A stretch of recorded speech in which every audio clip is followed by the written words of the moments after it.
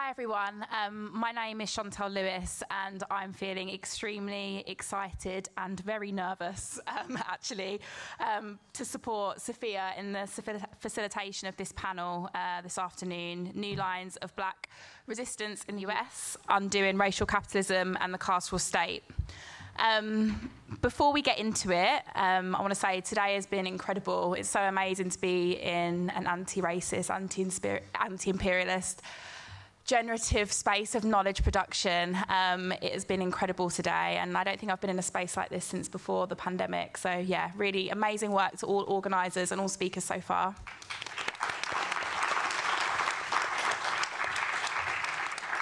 Before we get into it on this panel, I want to thank the Institute of Race Relations for inviting me to be in this space, but also on a more personal level, I'd also like to thank people at the Institute like Liz, Sophia, Liam, Jenny, for recognising and supporting and valuing Surviving Society podcast as part of a very small yet resourceful contribution to communicating visions for a better society. So thank you so much for supporting our work. We're going to have a bit of black feminism now. I think we need it now for this afternoon.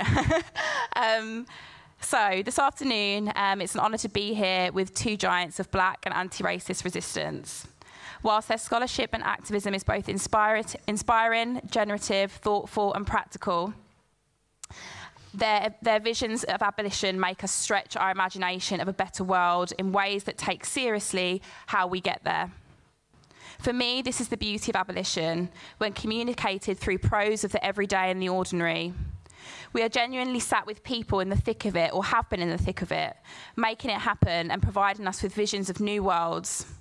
As with so many of us here today, I am particularly enthused and excited by situating this as an intergenerational conversation and global conversation. So, Barbara and Derecka, before I introduce you more formally, Sophia's going to say a few words, I think, about what this panel means to you and the Institute. Yeah, thank you so much, Chantelle, for that. So I just wanted to say a few words, particularly on what Barbara means to us at the Institute, because Barbara is part of our political family, and she's incredibly special to us, and we're so honoured for both Barbara and Derecka to be here today. After reading Race in Class, she reached out to Sivanandan and invited him to a conference in the US, and this started a lifelong connection with Barbara and the IRR.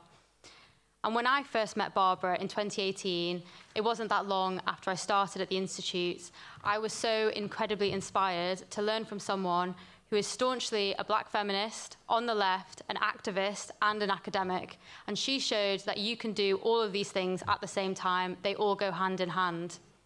And what I remember most about her visit to us is when she told us about the intergenerational nature of activism, as well as the tensions and contradictions around this in the US. Because people who'd been organising for a really long time were teaching young people, but also learning from them. And this was a two-way process. And this was so instructive for me and the rest of the team at the IRR, where us, young members of staff, were coming into an organisation and learning from those who'd been there from the beginning, whilst they were also learning from us. And I think what's been so powerful today at the conference is that this intergenerational learning has really been reflected in the conversation so far, and I'm really excited to see what this panel will bring. And I think it's so powerful that we have both Barbara and Derecka here. As Barbara's been an activist for such a long time, Derecka is part of a generation of activists who came to the fore in response to the killing of Trayvon Martin in 2012 and then the police killing of Michael Brown in Ferguson in 2014. And what strikes me is that there was a fusion and a continuity of the movements, a learning from each other that did not break from the past but learnt from it, carrying forwards a sense of history whilst also claiming its own voice in the moment. And I think we in the UK can learn so much from this. So I'm just going to pass this back to Chantelle to introduce both Barbara and Derecka. Thank you for that, Sophia. That was brilliant. So Dr. Barbara Ransby is Distinguished Professor in the Department of Black Studies, Gender and Women's Studies and History at the University of Illinois, Chicago, where she directs the campus-wide social justice initiative. So I'm just going to move this. Barbara is author of 2 award-winning books, Ella Baker and the Black Freedom Movement, A Radical Democratic Vision, and Enslada, The Large and Unconventional Life of Mrs. Robeson, which received 8 National Book Awards and was applauded as one of the most influential books of the last 20 years by the Chronicle of Higher Education in 2018. She's also author of a 3rd book, Making All Black Lives Matter, Reimagining Freedom in the 21st Century. Barbara publishes regularly in popular venues, which include Dissent, In These Times, The Nation, The Boston Review, Truth Out, and The New York Times. She is editor-in-chief of Souls, a critical journal of Black politics, culture, and society, and serves on the editorial working group of the Journal of Race and Class. Since she is recipient of the 2018 Angela Davis Prize for the American Studies Association and the 2022 Franz Fanon Lifetime Achievement Award from the Caribbean Philosophical Association. Wow. Barbara Ransby is not only a historian and writer, but also an activist deeply committed to the struggle against racial capitalism, white supremacy, heteropatriarchy, and all forms of colonialism and domination. She was involved in the anti-apartheid Free South Africa movement in the 1980s and later co-founded several organisations, including the Ella Baker Nelson Mandela Centre, Ella's Daughters, the Black Radical Congress, and the African American Women in Defence of Ourselves. She is a founding member of the National Organisation of Scholars for Justice and works closely with the Movement for Black Lives and the multiracial coalition, The Rising Majority.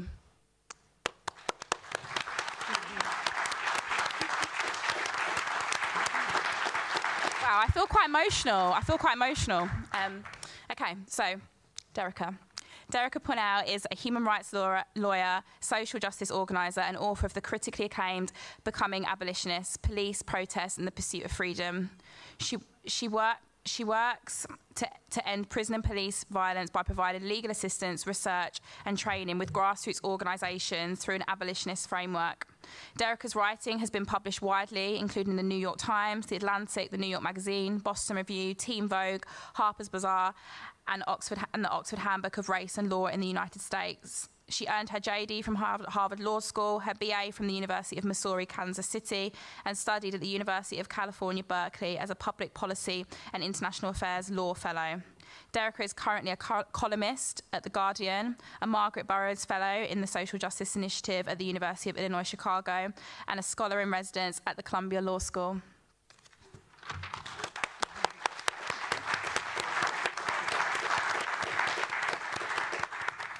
Barbara and Derecka, I'm going to pass over to you now. Great. Hi. When we were first invited, I have to say, Liz said to me yesterday, she said, "Do you know Derecka?"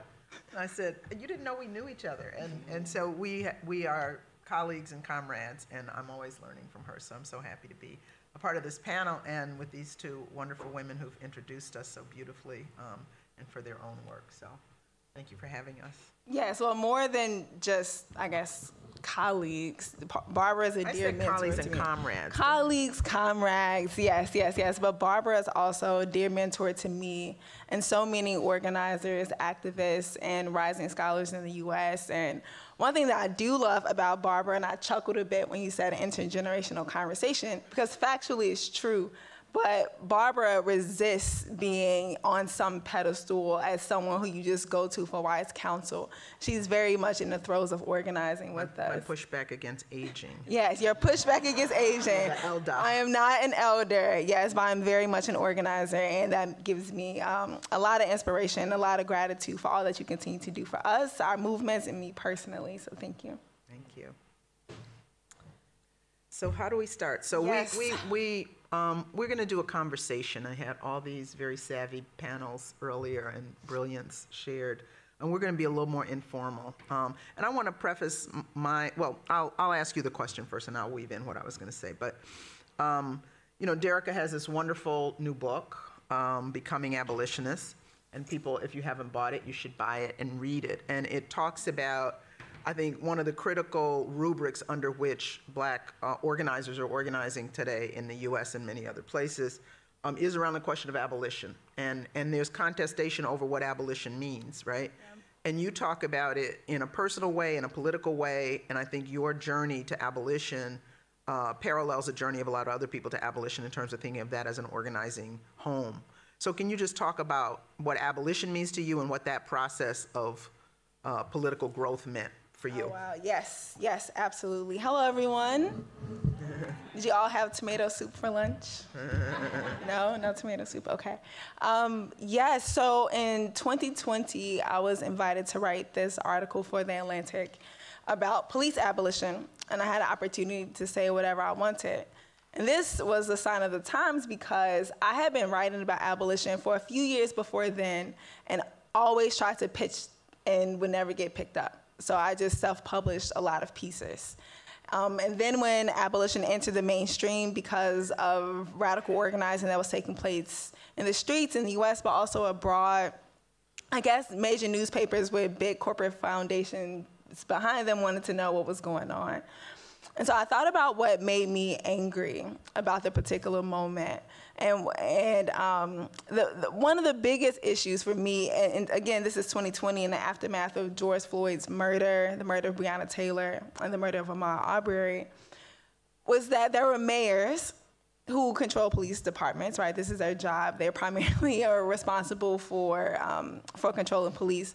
But mayors, especially black mayors, who would say to black people, you know, you guys live, you know, in these neighborhoods that are very, very dangerous, and the police keep you safe. And all of the people who are coming to protest and saying defund the police are coming from white suburbs. They have well-resourced police. They have friendly police. They have diverse police. And they're leaving their nice, posh suburbs, and they're coming to your neighborhoods, your projects, your ghettos, your estates, if I've learned here. And they're saying defund the police, and then they're driving back home.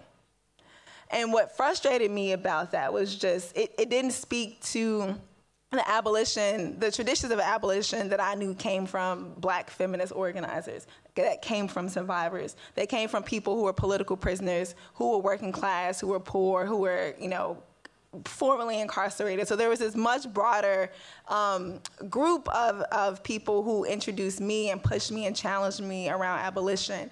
And what mayors were doing were just completely flattening and obscuring that history for the purposes of maintaining their relationships to police.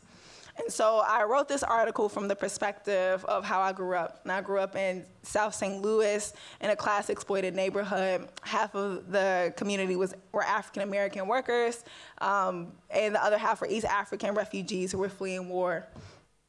And I just remember why we had to call the police so much, right? We had to call the police because people were sick.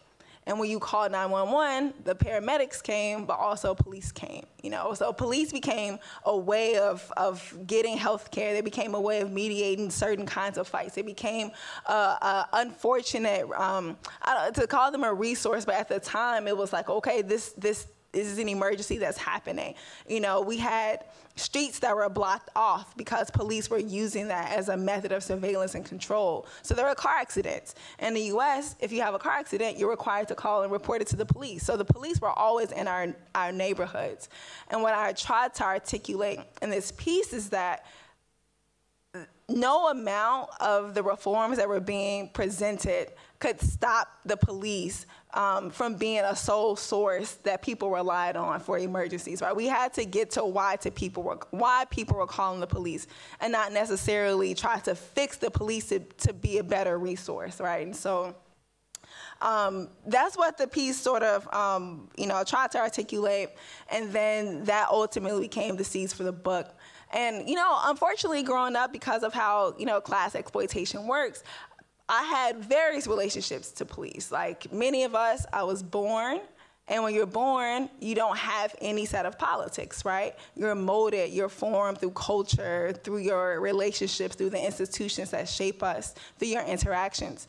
And so there were people, who my mom had as friends who were police, because after high school, it was the only job that was hiring, right? You can go be a cop and then go and surveil police and arrest other poor black people in our neighborhood, right? And then there were police who, chased the people who I had crushes on, right? There were the police who were in our schools searching our bags every day, watching us walk through metal detectors. There were police who would come and remove us from our families and place us in homes, through foster care or the child policing system. And so there's these interactions that people had regularly, but the analysis came much later. It came when I became a student activist, in high school and then through college.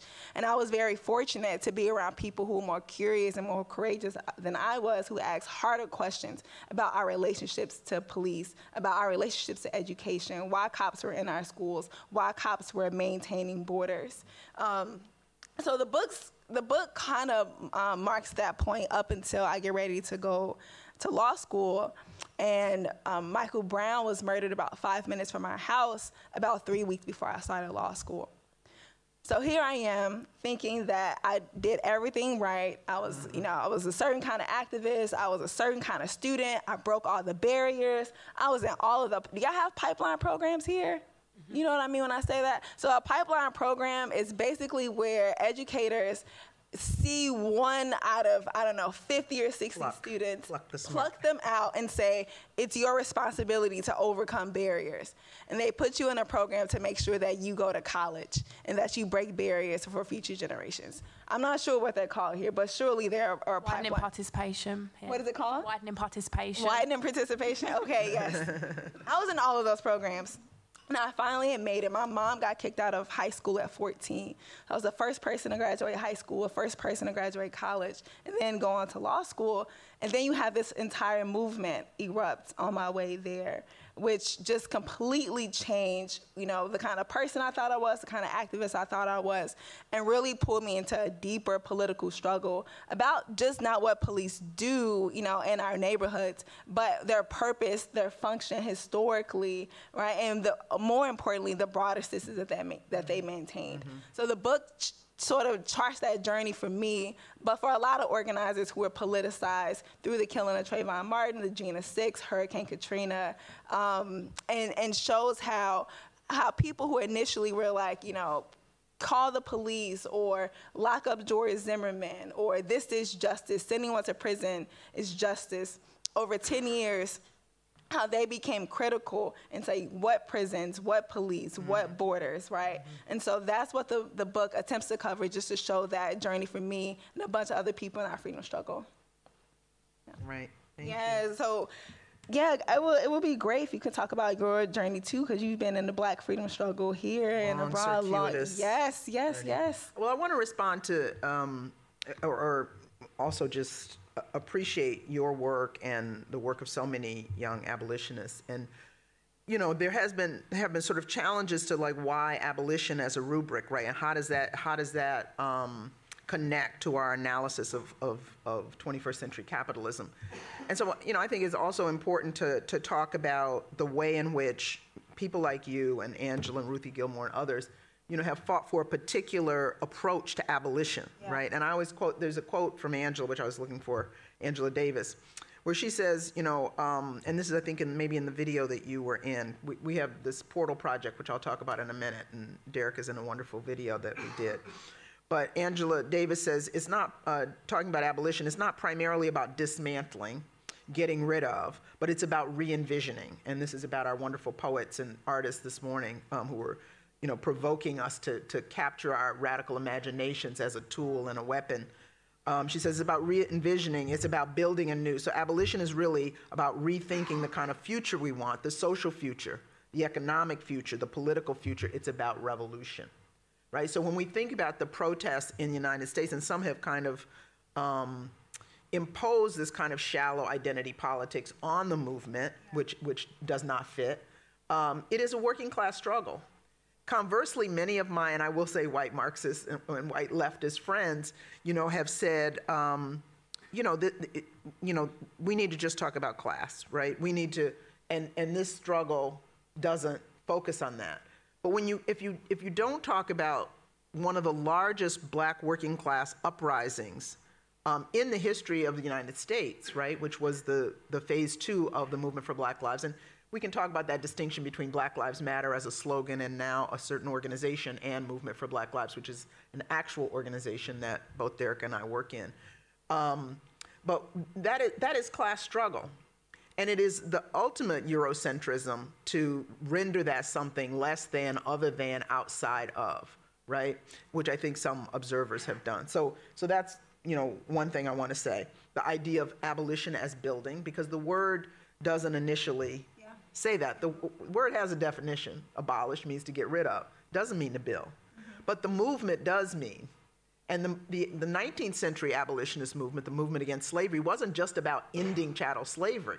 And there were some very reactionary abolitionists who were about just ending slavery and not doing anything else. The biggest part of that struggle was about the terms of black freedom, right? And so this struggle is as well. And so I think it's that robust approach to abolition that I appreciate so much in your work.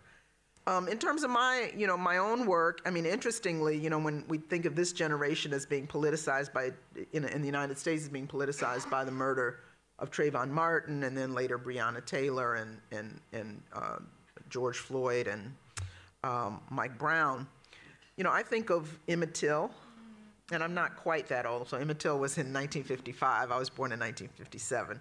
But the specter of the Emmett Till murder, a lynching of a young black boy who went to the U.S. South and was murdered viciously. And there's a new movie out about his mother's courage and sort of showing his body in an open casket as a way to galvanize rage against racist violence. So that was a very formative moment for me, as was the 1967 Detroit Rebellion, which I was growing up in Detroit, daughter of working class parents who worked in the auto industry and in other people's homes. Because of police violence, the city exploded, and exploded kind of mystifies it a little bit. It really was a long simmering pot of grievances that finally spilled over in the rebellion. And out of that rebellion and revolution are different things, out of that rebellion came an upsurge in revolutionary organizations, the League of Revolutionary Black Workers and a number of other formations in Detroit at that time. So it's interesting, I'm a historian by training, and history does not repeat. We should not ever say that, it never does. But there are parallels, right? And so when I think of the kinds of things that galvanize our passion and make us work harder, fight harder, be a little bit more optimistic about what we can win, it's these moments of popular uprising, and often around state violence. So, that similarity, I mean, there are differences generationally, but that similarity is really important. And I will go back to Chantelle's provocation that we bring Black feminism into this, because, I grew up in Detroit. I joined a bunch of organizations and study groups and discussion groups as a teenager. And I didn't initially, Black feminism wasn't initially a part of that. So it was increasingly a critique both of the experience of Black women under racial capitalism, and then a critique of Black women inside movement that brought me to Black feminism. And, we were talking earlier about Femi Taiwo's new book, Elite Capture, which talks about the ways, various modes of co-optation, and particularly Black co-optation, elite Black co-optation of Black struggle. Well, it's a certain kind of elite co-optation of Black struggle when we leave out Black feminism, because Black feminism, rather than being this sort of isolated, pejoratively identity issue, actually is radically inclusive. Actually has always insisted, from the Combahee River Collective statement on, has insisted on anti-imperialism, anti-capitalism, LGBTQ as a central challenge to us understanding the politics of domination, which are at the heart of capitalism, domination and exploitation. You have to dominate in order to exploit. So is that Black feminist impulse and insistence and theorizing that sometimes happens in practice and sometimes shows up in books that inspired me to, I think, be my full radical self. And when we talk about new lines and new circuits of the Black freedom movement in the US, and this is what my Making All Black Lives book is about, is the Black feminist leadership, and many of them queer, in that movement. Yeah. Bringing identity, but not being driven solely by identity, right? Who would be? But we come in as who we are, and who we are matters. It doesn't determine, but it informs. It doesn't determine, but it informs. Right? So if you had an all-white panel of people who lived a privileged life, but they had good ideas, like what would that look like? Right? Is it that there is a materiality to the lives that we live that we bring to struggle? It doesn't determine, otherwise we wouldn't have Clarence Thomases, right? So, you know, Clarence Thomas, by all indications, poor black man growing up in the South and so forth, he should be the most radical brother on the street, and this is so not the case. Really? Not the case, you know, betraying black people at every opportunity. But it does mean something, and so I wanted to like kind of just nuance a little bit some of the issues that Miriam was raising earlier, and there's so many more. I think we were talking earlier about panels and being an afternoon panel after such rich comments in the morning, that we wanted to address them and not be siloed into, you know, just our little panel, but we also then had our own things that we wanted to say. So anyway, I mean, that's a little bit about my history. So the Black Radical Congress was also a very important moment for me, and it was about not just articulating our engagement with racial capitalism and the police and people who we know want to kill us, right? But it was also about an internal struggle within oppressed communities about what we believe and what we want, not just who we're against. And in the conference, we've talked a lot of anti, and there's a lot of shit to be anti, right? You know, there's a lot of things imposing upon our ability to survive and live, and we need to be against those systems. But there's not going to be any successful revolution that can sustain itself that is not also articulating that beautiful, radical imaginary of what we actually want. How do we want to live with each other, and what kind of world, you know, do we want to live in? So, yeah. So we were, you know, talking about this, and, you know, trying to frame or share the ways in which a black feminist politic has always pushed us, you know, toward this kind of radical imaginary, toward what can be. And anyway, I'll stop there, I think, because I'm getting off my track. No. So, So many things, so many ways to go. But yeah, I was thinking, I know you invoked 19th century abolitionists earlier, and again, we do often think about them as as the four people, that's who we draw inspiration from when we say for the contemporary abolitionist movement. And in writing a book, I remember looking for critiques of like abolition, of those sorts of abolitionists, right? Because, you know, then even in Black Reconstruction, you have W.E. Du Bois say, you know, Charles Sumner, Thaddeus Stevens, they were like so great. They were like really good, white, down-to-earth abolitionists with like good hearts. But they had allegiance to Pennsylvania Steel, right? They had allegiance to capitalism. They had allegiances, and other critiques I've read, to the colonization of Hawaii, right? The theft of land from indigenous people. And I thought about that just now because I remember in the aftermath of the uprising, there were a lot of people who were really excited to take on abolition as identity and politics and update their Twitter bios, right? And would do that without engaging with the substantive politics, right? Without understanding that it's not abolition alone, right? It's like, it's so important for people to have robust critiques of capitalism, colonialism, like our carceral system, all of this.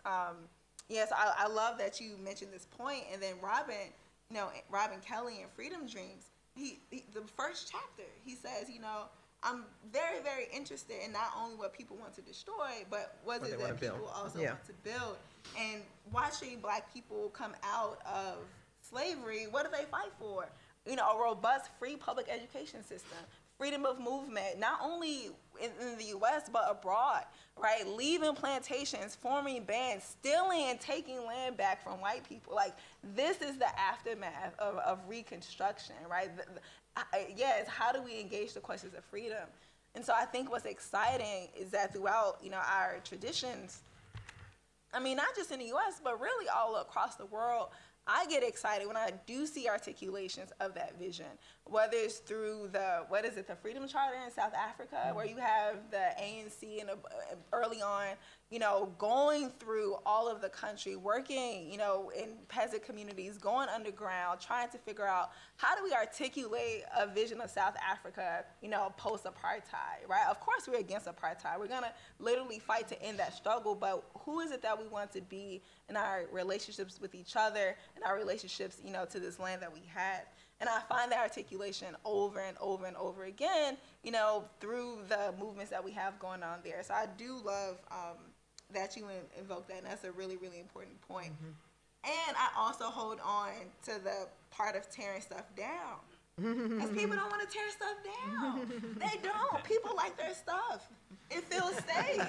It's like, oh yeah, you know? And then well, the thing I think I think sometimes people do like to tear stuff down. What do you think? What kind of people? Well, what kind of people like to tear my down? old neighborhood, we like to tear stuff up. But no, I mean, there's a catharsis, you know, I think in attacking that which has been so oppressive and sapping our strength and energy and humanity and beauty and joy and all that. And just to say it's not all powerful. I think there's something about that. But then there's this void. I mean, it's like the destruction of public housing in Chicago, right? Which was you know, terrible, rat-infested, overcrowded, nasty, Cabrini Green and other places. They tore them down, but then there's this void. There's this, you know, the campaign to get rid of had not been as strong as the demand to build. But the other thing I want to say about abolition that's important to remember is, you know, why do we have a carceral state? You know, and I think sometimes as abolition gets more popular, it's just people don't like black people or something, you know. Yeah. and it is an attack on black working class. It's the surplus black workers for whom there's no longer a place in the formal economy. It's the future Fred Hamptons who would become, you know, rebels and revolutionaries if not contained and surveilled. And in situations where, there are some situations where if the state-funded police are absent, and we see this in, you know, some degree in South Africa now, right, where there's an enormous private security force. Yeah. So you get urban mercenaries that aren't controlled by the state who are doing the same kind of violence that a state-sponsored police would do. But, you know, in terms of back to this question of kind of monolithic blackness or identity-based communities, I mean, people who are getting attacked by the police in the United States are not college professors and doctors and lawyers for the most part. Now, some might get caught up in it. Yes. You know, like we didn't actually know you know, were one of those special Negroes. Yes, come to the White House, please. but for the most part, it's vulnerable black working class folks and poor folks in communities. It's, you and I were talking earlier, you know, many of the people get pulled over by the police, people who've been somewhere in the informal economy. George Floyd, and George Floyd's entire life, you know, people focused on George Floyd's death and that horrible moment, which brought me to tears, and I don't cry easily. But it's his life, really, which is the indictment of racial capitalism. How did he end up at that point? You know, where was the school system? Where were the jobs? Where was the mental health? Where were all the things that a human being should, you know, legitimately lay claim to? That's the indictment, right?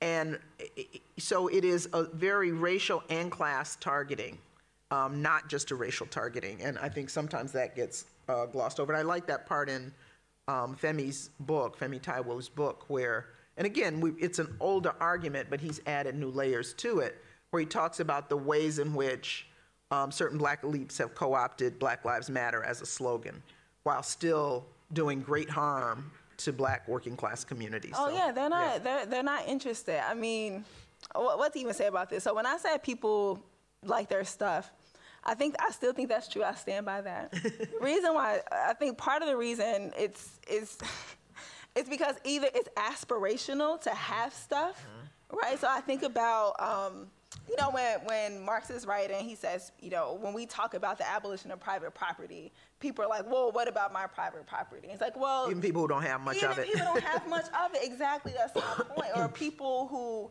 will feel afraid, you know, even imagining the absence of police are just like, well, this feels better than nothing. And abolition sometimes to them feel like nothing, right? So that is sort of what I meant by people want to hold on stuff, want to reform it. I've heard people say, you know, we shouldn't throw out the baby with the bathwater. Do y'all have this phrase? It's a very strange phrase when you think about it. I've never thrown out a baby with bathwater, but it's a very strange phrase. And I've heard people use this phrase about police. And I'm like, we have to stop comparing police to babies and apples and like all this other really cute, important things. It's just bad PR for good things. But you hear this phrase right often. So that's sort of what I meant. And then to your point about surplus, absolutely, right? Our carceral system, through immigration, through surveillance and the detention of working class communities, absolutely is a place where people are pulled together, and it becomes a labor source for other kinds of people. It becomes a labor source for white people, right? Kelly Hernandez's piece about border policing, she says, it emerges to give poor white men at the southern border a sense of pride and a sense of labor, a source of income, by detaining people who are trying to cross over. And so in the U.S., where there are prisons, private prisons especially, that are built in rural, whiter areas, you have white people pouring into town hall meetings, crying, saying, if we close this prison, where will we work? What will we do? Yeah. How will we survive if we close this prison, right? So it becomes a labor source. So there's 2,300 jails and prisons in the U.S., right? There are 1 million cops. There are 18,000 law enforcement agencies. Which is why that idea of just transition is so important. And, this is kind of borrowed from the climate justice movement, that it's not just about ending, but it's about like what happens to those people, right? And what new jobs, what new spaces, what new imagined work, real and imagined work can they do? We spend a lot of time on it, and abolition is so important. And it's everywhere in our struggles, and it's so connected, and I think Derek and I work hard to connect it to lots of other terms, traditions, concepts, a larger political and economic frame. But we also want to talk about internationalism, and I want you to be able to say a little bit about what you're doing with Dream Defenders, because in talking about sort of I'm looking at the title here, being reminded, New Lines of Black Resistance in the U.S. Undoing Racial Capitalism, the Carceral State. How are we doing that work? And there's no formula for it. And Sophia mentioned earlier this idea of being an elder, which I am not. I'm a yelda, which is a young elder. But yeah, right? We can be that. You're not even a young elder yet. You're still a young man. But when I think about that, I think about how we learn from each other, and how across the boundaries of age and difference we have to forge. But we also came of age politically in different times, and I think that is important. But in each context, doing our work primarily in the U.S., we've not been able to honestly do it in a vacuum. I mean, there are people who try to shrink and make the struggle U.S.-centric, and we have this whole I wouldn't call it a movement, but a trend of sorts of Afro-pessimism, and very narrow notions of blackness, and very narrow notions of reparations that we push against. And one of the things I was going to say actually about the Black Radical Congress I forgot to mention was part of that response was the creation of a Black feminist caucus in the Black Radical Congress. It was a response to the Million Man March in 1995. It was a feminist response to the Million Man March, which both enshrined and promoted notions of Black patriarchy as a solution, centering male leadership, and Black capitalism, right? And so, so Black feminist response to all that was very much a part. But an international context for the work that we do, and I know in Dream Defenders, as most people know, emerged in Florida after the Trayvon Martin murder and exoneration of his killer. And Derecka's been not in Florida, but a leader of what has come out of the Dream Defenders, which was also a group that took a lot of flack initially for its position on Palestine and sending delegations to Palestine. I think they went right after our feminist of color delegation went in 2011. But say a little bit about your work with Dream Defenders and particularly the internationalism. Yes, of course. That was a long-winded question, wasn't it? No, sorry. Just as you said that, something out of my eye. I can make it longer if you want to. Yes, no, it's okay. Part of what I was going to say with internationalism, just personally, I just try to learn where I can. You know, when I got invited to the conference, I was really, really, really excited for several reasons. One, there's so much important work that's happening here. And for the last week, I've just been able to sit with different organizers and different groups and just listen and learn and try to make connections, right? So first day, I was at Cop Watch in Hackney, just listen to how that organization came to be and why they decided to, you know, respond to a young Black girl getting strip searched, right? And I was just like, oh, wow, so tell me more about the strip search laws here, right? I learned more about Mark Duggan, right? It's being able to be in another context and make those sort of connections. It's being able to be, you know, pushed and say, well, it's interesting, this happened when I was at Inquest the next day. It was like, oh, it's interesting that the abolition movement in the U.S. has inspired and challenged a lot of, you know, young budding activists here, but there's a long tradition of abolition organizing in the UK. And I was like, oh yeah, I remember, because when I came here 4 years ago, I read through, like, I don't know, a decade worth of abolitionist magazines from the 70s and 80s, right? Those kinds of connections mean so much to me. And then yesterday, I was at Forefront, and I was like, oh, tell me about, you know, this radical Black youth empowerment organization. Why are these your campaigns? What's the history of it? To learn the difference between the projects here and the struggles here and the upright. So that matters so, so, so much. And I don't think that you have to be an internationalist just through traveling. Like, I don't think, did Evelyn Baker ever leave the country? Briefly, but briefly. Yeah, but she was an internationalist, right? Not having to leave the country, but what it does is just it reminds you that, oh yeah, you're in a broader freedom struggle with people who have different histories, different ideas, different ways of approaching and navigating the world, and that matters. Because immediately I started making connections. I said, oh, yo, y'all have to talk to Dream Defenders, because Dream Defenders is doing this project, and I think that there's a lot that you guys can share. Because the people who are oppressing us are in solidarity. They're training each other. Jewish Voice for Peace right now, the United States, is fighting against the Deadly Exchange Program, where the IDF trains police officers on how tactics to use against protesters, right? So these, you know, they're all working together. And so the internationalist commitments have to be there, even if you're unable to travel, learning about those struggles, you know, finding them out, you know, communicating in the ways that we can. So that was just sort of a general preface. Mm-hmm. And then with Dream Defenders, I mean, y'all, they're just a really great organization. Like, I had a movement crush on Dream Defenders for like 5 years. And when I found out that they were considering becoming a national organization because they're based in Florida, I was very, very, very excited about that. And even though I had been a lawyer and had been working as their lawyer on some projects at the time, I was just sort of waiting for this opportunity to happen. And then about 2.5 years ago, they pulled together a small group of us, a small group of like activists, organizers, and they said, look, in the aftermath of Bernie Sanders' presidential campaign, there were a lot of, you know, young progressive organizations that blew up in membership. You know, so a lot of young white leftists got a political home, either in Democratic Socialists of America, DSA, or in Sunrise. And that's very important and very exciting. But there was no effort to mobilize and capture and create membership-based political homes for Black working class people. And that is tragic.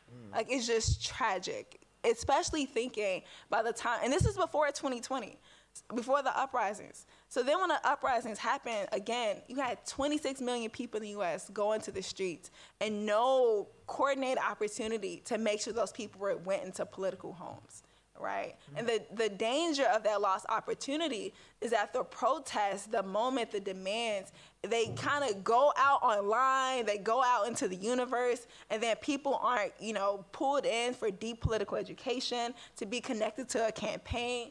And so that happened in some cities. There were, you know, in many cities actually, there were defund the police organizations that launch in different but it didn't match the scale of what happened, right? And so that is why I think Dream Defenders, it's kind of political malpractice.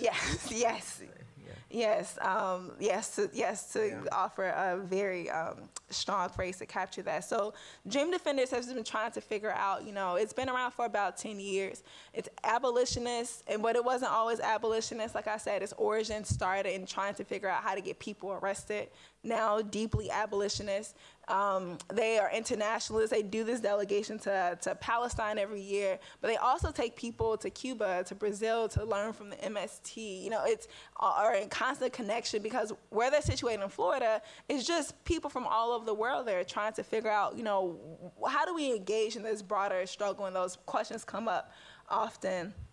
Also deeply feminist. I mean, you cover this in your book. Had not always been feminist, right? It was just like, oh, we're trying to make sure Black people don't get killed, and had to get pushed and challenged, and were, brought in people to help them think more critically about how they were practicing the kind of politics for all people in that organization. And one of my favorite, because this is also the most rare in the US for a group like them, are openly socialists. Are constantly using Black culture, constantly using social media to undermine, and political education, to undermine their generation's support for capitalism. And that's very hard to do when hustle culture, soft life, whatever is trending on Instagram that says, if you just, take some rest, you are part of the movement. Like, we have to constantly, y'all know what I'm talking about. We have to constantly battle those narratives. And it's especially hard right now because people are, like you said, are becoming more insular, more, we have to worry about Black people, there's all this racism. We have to make sure that we get ours because everyone else is eating. The cryptocurrency thing is like, am I gonna be left behind if I don't buy Bitcoin, right? So this is the terrain upon which they're openly socialist. We're openly socialist. Yeah. And I think that makes a difference. Yeah. You all have to keep us on time. Oh, yeah, I forgot. I really feel like we should. No, this isn't honestly, I could just sit here. Pull you in. Please, it's amazing. Sophia, can I just ask, is it all right if I ask a question? Yeah, is that okay?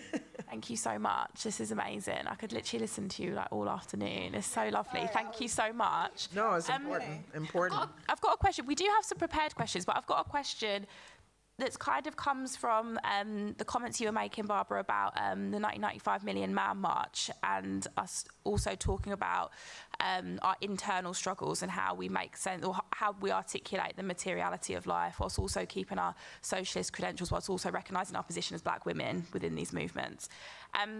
So initially the question was, how do we build genuine coalitions of practices of unity between groups? But I kind of wanted to connect that again to what you were saying, Barbara, to thinking about the internal struggle and the Black feminist responses to the Million Man March, and kind of also what this, in the current terrain, Derecka, which you really nicely actually laid out just then, and particularly thinking about like our brothers and sisters that will talk often sometimes in sort of conspiratorial ways, in ways that aren't really within our kind of socialist groundings and routines. And I'm thinking about heterosexual patriarchal hegemony here, and like what that means with regards to trying to find coalitions, with regards to trying to be in community with each other, but also recognising this very particular sexist, nationalist culture that's obviously always existed, but it's evolved in a way that I think sometimes we're at risk of maybe not seeing how that can infiltrate our movements and amongst our people. Again, like these are things, as you say, history does not repeat itself, but I think there is a very particular. Why is it that I don't even want to say some of these man's names, that certain podcasters are able to galvanise, psychologists are able to galvanise people that should be basically in struggle with us. Yeah. And I think that does connect to some of the things that you were talking about earlier, Barbara, with us as black women within the movement as well. Mm-hmm. Big question. You gave some answers. Yeah, sorry, I did that thing, didn't I? But I wanted to. There's lots that I would want to. Yeah. I'm loving it. Yeah, I mean, I think when we talk about unity, and part of the last 20 years of my work has been kind of connecting the dots. Like, I've formed more coalitions that succeeded and failed. They did both. And, the challenge of what is a principled unity, because we can have relationships of convenience. We can have hookup coalitions, you know what I mean, as opposed to long-term I think I know what that means, but or we can have long-term, which really require trust building and so forth. And there's a way in which both some sectors of the white left and some sectors of sort of black elite communities, would argue against talking about differences, right? So Derecka mentioned the Bernie Sanders campaign. I supported Bernie Sanders because, of all the options, that was a pretty easy choice. But inside the campaign, there was a struggle around race and push for Bernie to foreground talking about racism, right, as a class and, and issue on its own terms. And he really never gave that speech we wanted him to give, I'm just saying. But so there was that internal struggle. And the argument was, we don't want to divide, right? The argument was, we have to give attention to the white working class. You are not going to form a principled coalition, just like you're not going to form a principled relationship without walking through those differences. They are not going to be glossed over, sidetracked, put on the back burner, and somehow they'll just, fizzle out, right? They ain't fizzled out in all these hundreds of years, so they're not going to fizzle out until confronted. So we have to build anti-racist movements and coalitions, and we have to build ones that confront patriarchy. The other thing that black feminists have gotten in black movements sometimes, even from progressive and supposedly radical comrades, is don't air dirty laundry. Like, black people got enough problems. Why black feminists have to talk about the other problems that black people have? But when you're talking about black people, if you're only talking about men, if you're only talking about heterosexuals, then you're not talking about all black people, right? And it is that core logic of domination that we allow to infect our movements. We could talk about freedom on one level, but then we don't want to be, we don't want to talk about it on all levels. That's like too complicated. It's complicated things to change the world, right? And so we have to embrace the challenge and the beauty of that, internal struggle as a part of the larger struggle of changing the world. And there's no shortcut. I think I'll stop there. I'm sure you have some. That was brilliant. Comments. Thank you, Barbara. Thank you. Could I jump in with a question, sort of taking us in a bit of a different direction? You all are so polite. Can we ask a question? Yes, we want to hear you. Well, because a big theme of the conference so far has been internationalism and transnational solidarity. And I wanted to ask particularly about the reproductive justice movement, because we've all heard about the overturning of Roe v. Wade, which campaigners have been saying has been decades in the making, with many people living in a post-Roe situation for years. So I wanted to ask how the fight for bodily autonomy is also really key to undoing the carceral state, and also how this links to internationalism now more than ever, especially here in the UK and Europe, where right-wing movements across the globe are often gaining power through attacks on reproductive rights. So I just wanted to get your thoughts on that. Mm-hmm. Okay. I think as well that question does actually link to what we were just talking about as well, because I think these issues do very much manifest amongst people that we're supposed to be comrades as well. So I think, actually. You want to take that one? Wow, it's a good question. The first part around how does bodily autonomy connect to the carceral state? Well, there's a big glaring answer that if you're in prison, then you don't have bodily autonomy. You're quite literally, if we read Angela Davis's work, subject to state-sanctioned sexual violence routinely, repeatedly, every day. And that's true in prisons. It's also true with police. And I think that we should talk about that more. So the strip searches that happen here, particularly with children, that's sexual violence. That's sexual violence. When people are stopped and frisked and a cop runs their hands through that person's body, that's sexual violence, right? And unfortunately, at least in the US, the stop and frisk, in New York at one point, there had been more black men stopped and frisked than the number of black men who live in New York City. It was that, it went to the court, and the court said, this is unconstitutional, just do it less. Right, and that sort of was counted as like a victory. But this is sexual violence, and so it's completely intertwined, right? And I think about the lessons from the reproductive justice movement. It's the right to parent, the right to not, the right to parent, the right to have a child, the right to not have a child, the right to parent.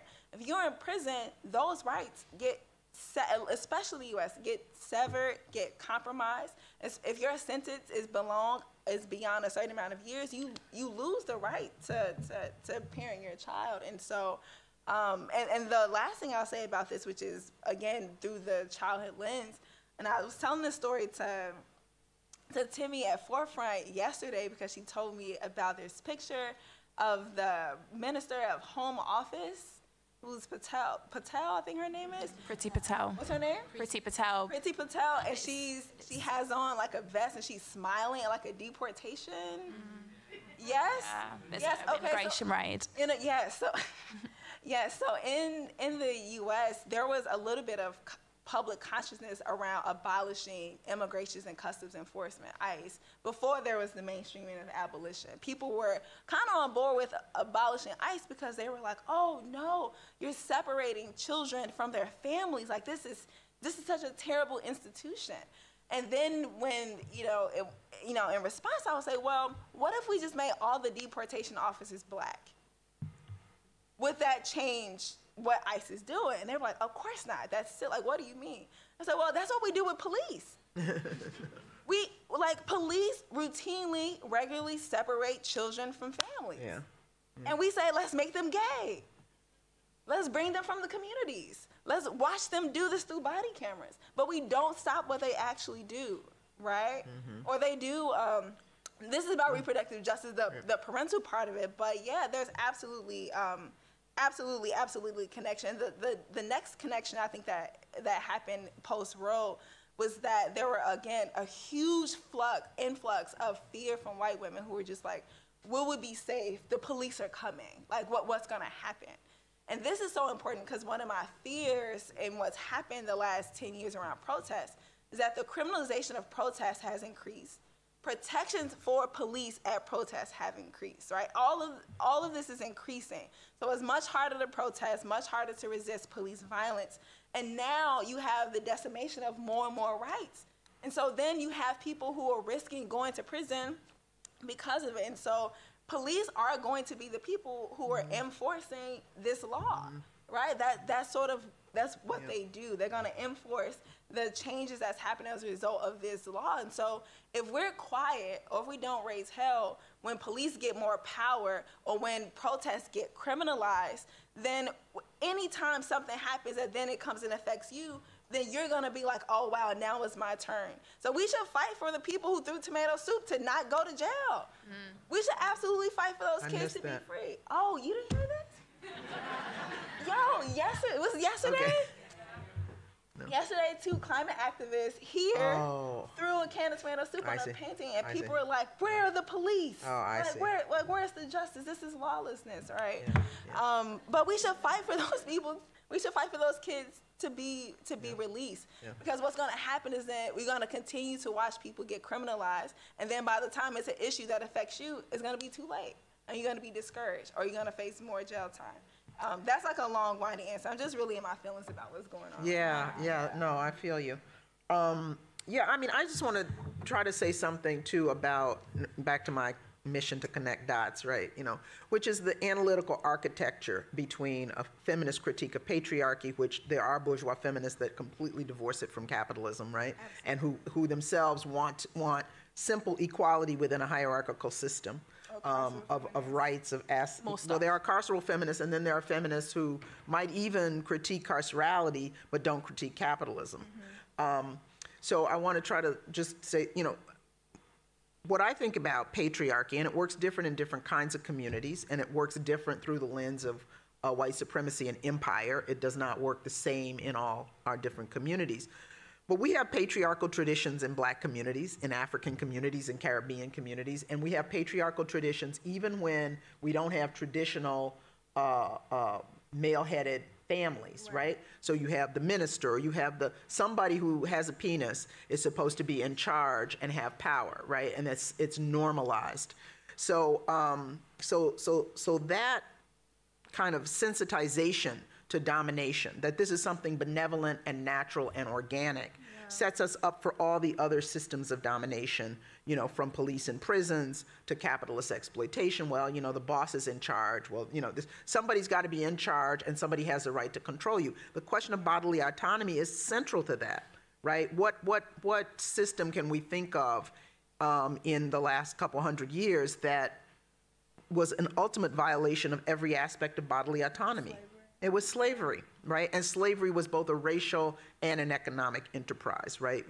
You could beat someone at will, you could rape someone at will if you were a slaveholder, you could displace them, you could separate them from their family, you could do all these different things in the interest of, right? In the interest of whatever economic enterprise that particular slaveholder was engaged in. But that concession that the violation of fundamental bodily autonomy was okay for some people is a critical core aspect of patriarchy, that a husband should be able to, you know, control his family. You know, you got to beat the kids and maybe knock the wife around a little bit. And women who step out of, and this is just in the kind of heterosexual model, women who step out of line, like the worst thing a woman can be, and people are reclaiming this word, which I'm not so on board with, but the BITCH word, the worst thing a woman can be is assertive, demanding, aggressive, right? And whatever that person gets to put them in line is okay. That is naturalizing systems of domination and violence, right? It sets us up to accept violence from the state, you know, as also being somehow organic and for our own good. And so to say that women don't have fundamental bodily autonomy with regard to reproductive justice, which is another characteristic of the system of slavery, you know, is an extension of that same logic, right? And of course, the women who always have less autonomy are poor and working class women and women of color. So, and you know, the other part of that, which I think the feminist movement has been really powerfully challenged by this generation of activists who are queer and trans, to say the sexual boxes that we've been socialized to sit inside of, the unquestioning acceptance of a certain definition of who we are sexually, of how we should express ourselves in terms of gender, those boxes are parallel to the other boxes that we get put in to regulate us in the society and to punish us if we step outside of them. So, you know, there is a continuum, and there are connections between all these things. They're not this or this. They're interrelated, and they reinforce each other. In the same way that we understand race and white supremacy to be a constituent factor, a constitutive element of capitalism. It's not capitalism over here. Robin says this all the time, and all these folks. Capitalism over here and racism over here, or racism simply as dividing the working class. No, it has been built right in. It has been baked right in. And the same with patriarchy and heteropatriarchy. And ableism. And ableism. I think we're going to have to open up for questions. Is that okay? Yes. We've got about 10 minutes. That was absolutely brilliant. Yeah. So ask real simple questions. And get his Yeah, don't do what I did and do statement. No. Actual question. No, we were. And questions in good faith. We welcome that. Do you want to? Oh, should we go to Yuande? Oh, Yuande. Fight. Grande. I'm not calling on people. Oh, no, not Hi, thank you for being here. This is not going to be a simple question, sorry. But could you speak into the mic and also maybe tell us who you are? I'm Yuande. I volunteered with the Institute of Race Relations last year on the calendar of racism and resistance. This question is picking up on the whole internationalism thing and recognizing these struggles as not one and the same, but sort of like, the image I'm thinking of is like a three-headed hydra. But how do we articulate an international understanding of state violence and police brutality when we're in a moment which is so focused on the differences between us? I'm thinking particularly of the differences between Black people in different contexts. So in the UK, we've just recently had the murder of Chris Cabba, In Nigeria, I'm thinking of NSARS. In America, we've got numerous examples. And in 2020, the response that I kept getting was, well, abolition and defunding the police it doesn't apply in the English context. It doesn't apply in the British context because austerity, because police don't have guns here, blah, blah, blah. There's all this focus on difference and in putting black people in specific contexts in very, very different boxes, acknowledging the fact that being black in the UK is completely different from being black in America because immigrant background, slavery, all of this stuff. How do we articulate an understanding of police brutality as the same, state violence is the same, whatever country you're from, despite the fact that there are all these differences and despite the fact that we're in a moment that seems to focus heavily on the differences as opposed to the sameness of it all? I love this question. That's a great question, Yewande. That was a real one. Do you mind if I take a stab at it? Go for it. I love this question so much because I asked myself this question years ago. And What'd you tell yourself? what I tell myself? First of all, I had to tell myself that I don't think, and this is true for lots of people, don't think that we should abolish police because police have guns or because they kill 3 people a day in the United States.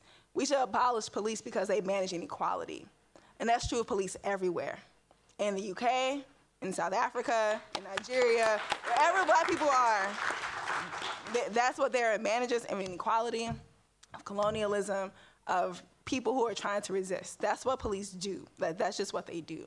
And if you look at all the places where police are, especially on the continent, especially in third world, what happens is that they became police and nationalized following colonialism.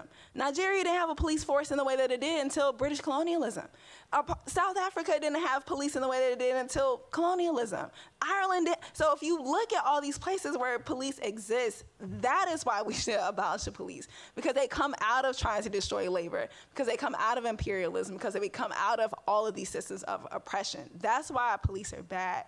And what I think that what has to happen in the US is that we have to get out of that mindset of if police just stop killing people, that will be enough. Because what happened in the earlier reform conversations around 2014, 2015, they would point to Britain and say, oh, we can have police like Britain. It's so cool. They don't carry guns. They have cool nicknames. They have cool hats. Like, we can do this, right? And then you learn about people suffocating in spit hoods. You know, you say, well, let's replace the police that came out of slavery with police that came out of colonialism. That's the trade-off that we're trying to make. And so I don't necessarily think that we have to have a uniform, total approach to how we understand abolition. But I think abolition can and should be a deeply decolonial, anti-colonial project. And it doesn't happen in a vacuum. And I think that if we use these other lenses that people are using to struggle against state violence generally, corporate violence generally, violence against our planet generally, we'll find that the connections are actually much more bright than they are different. One more question. Yeah, and the other, I know I said ask short, simple questions, and then we both want to come. I mean, there's so much to say on so many angles of this. The thing I also want to remind us of is the cops are a manifestation of something. They're a manifestation of state violence, right? And why does the state need violence?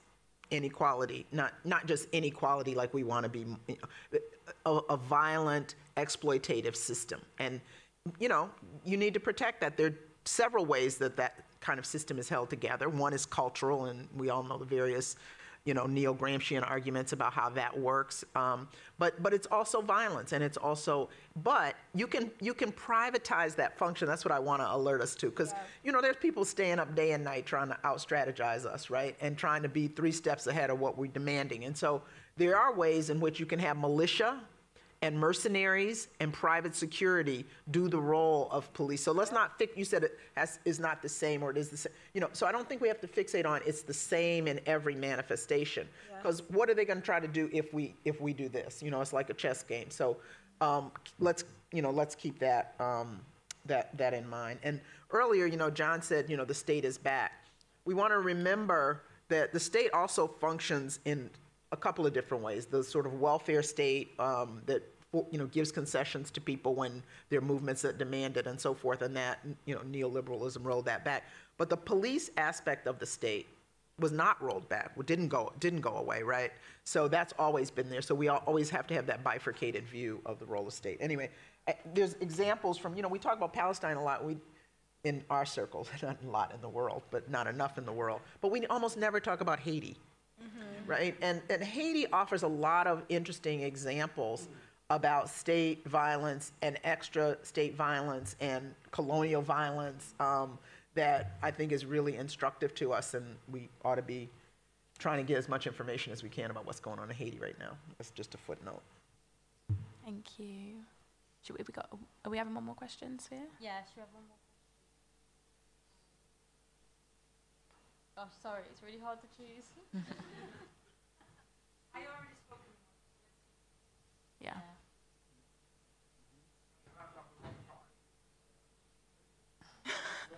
We could have asked 2 questions. I'm not choosing. No, we just came with 2 more questions. Now we got one. Yeah. We can put a few questions on Yeah, the we can get more table. questions. Yeah, Hi, everybody. More hands getting raised. Hi, Nesna. A couple of questions. We'll take a couple of questions, but try and keep them cute and short. Okay, it was just actually directly related to the Haiti situation. I mean, right now, the president of Haiti has demanded the United States to militarily intervene into Haiti. Yes. And the reason why is because he's saying that crime is out of control. And so what I'm wondering is, and because I'm originally Sudanese, and it was the same kind of thing, like that internationalism in these crisis moments, which was possible, for example, during the anti-apartheid struggle, which was possible during these other times. How do we practically make that happen again so that, for example, abolitionists in Haiti are working directly with abolitionists in the United States to stop an intervention and to provide other solutions to the so-called crisis of crime and kidnapping that's going on in Haiti, which a lot of working class communities are worried about. They are affected by it, but there are other solutions. How do we build that? And what's the role of abolition in that? Yeah. I think take a few at once. Can we take a few at once and then? Liam, I can see someone in purple at the back. And then I saw also Gus John had his hand up as well, so we could take those 3.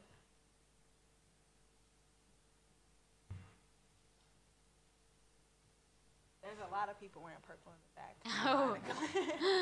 Is that Prince Corner? Thanks for everything today. It's been really good. But I wanted to get into saying that it's quite poignant to me. I believe personally, from where we're at standing today, that sovereignty no longer exists in nations and states.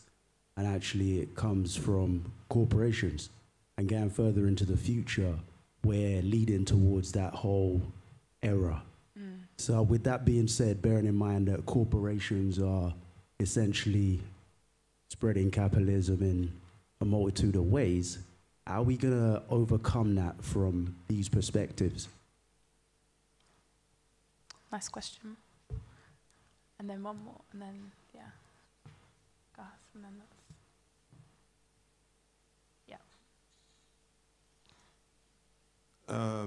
Thank you very much, all of you. I want to make a connection between, my name is Gus John. I was a member of the Council of the Institute of Race Relations in the late 1960s before we expelled the plantocrats. A couple of connections between some of your contributions. It seems to me that we have to conceive of non-repetition as an essential component of abolition. What do I mean by that? The British state has been at war with young black people for at least the last 4 decades. The strip searching of Child Q, which you mentioned, is part of that. The way in which the state responded to the events after 2011, when Mark Duggan was killed by the police in Tottenham, is part of that. And so we see a growing authoritarian approach to schooling and education I run a charity which deals with school exclusions, right? A growing approach to authoritarianism, so that the way in which children and their bodies are controlled in schools have got to do with some notion, not just the authoritarianism of the state, but in the service of capitalism.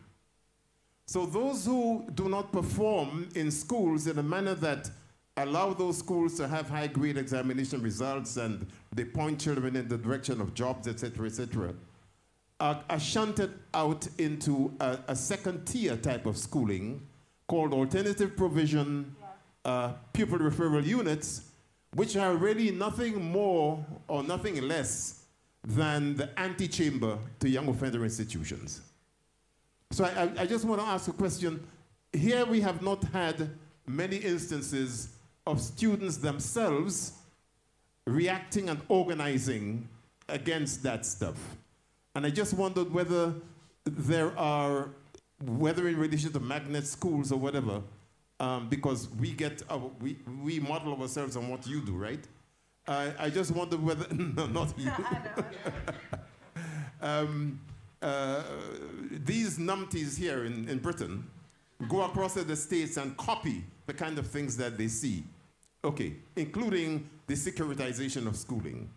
So I'm basically asking, are there movements among young school students against the kind of practices I've just been referencing?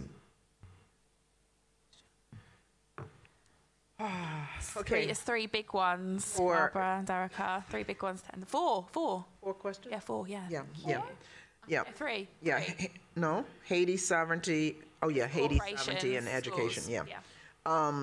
So I think the question about Haiti, there's a longer discussion, but you touched on a couple of things. One is how to deal with the real, I mean, people are being kidnapped and there is real violence in the street. And another challenge, and Derek and I have talked about this too, is that for real, in many US communities, there is violence in our communities among oppressed people. So we don't, sometimes it's not so handy to talk about that politically. So that's one thing I think there, here, everywhere we have to talk about. Like, what are the ways in which we've internalized violent ways of engaging with each other?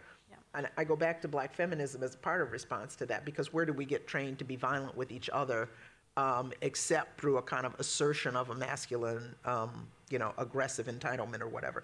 But so that's a bigger conversation. But how to just connect to Haiti, and not to say that the situations are even remotely, there are parallels, but they're not the same, and the U.S. has contributed mightily to conditions currently in Haiti. We need delegations there and here. We need to go back and forth. Sophia talked about my early connection to IRR and race and class, and meeting people like Colin and Lizzie and Jenny and Siva. It was breaking bread together. It was hearing each other's stories. It was, there was relationship building, which I think we don't do across certain boundaries or seem like not doable. And I think it is indeed doable. And that may sound like an oversimplification, but I have a lot of thoughts about Haiti if you want to talk later. Then the thing about sovereignty, I think that failed states is a real thing in many parts of the world. And in some ways, the US, I think, despite the appearance of hegemony, one of the things is we kind of fetishize systems. Like, history means things don't go on forever. Nothing goes on forever. And so the apparent hegemony of capitalism right now, the apparent hegemony of capitalist states is an illusion. And there are, I think, fundamental cracks in the mold, and we can talk about that, the whole question about crisis, fetishizing notwithstanding. But yeah, there have been for a while these transnational entities that hold lots of power. What seems to happen and be a fallback is the reliance on state power requires states at this point. And so that, to me, is kind of one of the anchors of the continued existence of states that fight for the interests of the elites who have transnational interests. It's a complicating factor, but I don't know what more to say about that other than we can say more about that. And then the educational violence, maybe Derecka might have more to say about this because I don't want to take up all the time, but I think that's one of the core issues for us. The teacher strikes that have been going on in the United States have been very important in foregrounding some of the issues about racial violence in education, and some of the inequality in higher education in particular, which is why I've focused on several projects that try to pull people out of the logic and the culture of the academy into political spaces to talk about the violence of higher ed. But yeah, so I'm talking fast because I don't have much time. Yes. Okay. Yes, everything Barbara said about Haiti, I don't think I talked about a definition of abolition, but I wrote down something that helped me think about the answer really quickly. So abolition is not a denial of violence. It doesn't assume that if police and prisons go away, people are going to be nice and friendly. That's not what it is. It's a refusal that prisons, prosecutors, police are solutions to violence because they concentrate violence, right? And so that's what it is. So of course people are hurting each other. There's 15,000 homicides in the U.S. every year. A lot of it is because of carceral violence, lots because of capitalism, patriarchy, ableism, homophobia. Police are not going to make people less homophobia. Police can't stop kidnapping. They may try to go find somebody. They're not really good at that either, right? And so it's you know, so that's what's happening. And the last thing I'll say quickly about the militaristic invention, I think it was Liz who mentioned earlier that there's 750 military bases around the world. One of the largest contributors to pollution. One of the largest contributors to pollution is the U.S. military, and the response in the U.S. is to make our bases green, right? And so I'm very serious. This is a presidential candidate like policy. Make our militarism green, but our militarism contributes to the violence that's happened in Haiti too. And so I echo and agree everything that Barbara said about delegations, intervention, resources is very important. To the corporations, reparations, absolute. Where is France? We should be knocking on France's door. Where's the money? Run a check. They're like that. Anyway, yes, the corporations are spreading capitalism. That's true. This is partly an anarchist position that, you know, the reason that our government spread capitalism because they're all captured by corporations. I also disagree with what Barbara said. There's just lots more to say about that. I don't think I have time. The question around education, yeah, my first couple of years as a lawyer was at an organization that supported students who were resisting policing inside of schools. They led the anti-school to prison pipeline campaign work. It was called the Advancement Project. An Advancement Project, they helped create space for students to organize. And so if there are, and this is how I became a student activist at 14. There was an educator that said, hey, this terrible thing is happening in our district. Did you know? Come after school every day at 4:30 so we can talk about it. And that was politicizing. And so if it isn't happening, then I would invite anyone who cares about that, because it is a huge issue to create space to have politicized students to resist it. But like I said, I'm not sure Forefront is specifically working around policing inside of schools, but I know they do that for police that are in the community. But just thinking, who are the young, already, you know, radical people who are practicing, who have practiced with campaigns, and how they can make that more of a widespread issue. And I would be more than happy to connect you to any of the people who's doing that work in the U.S. and beyond.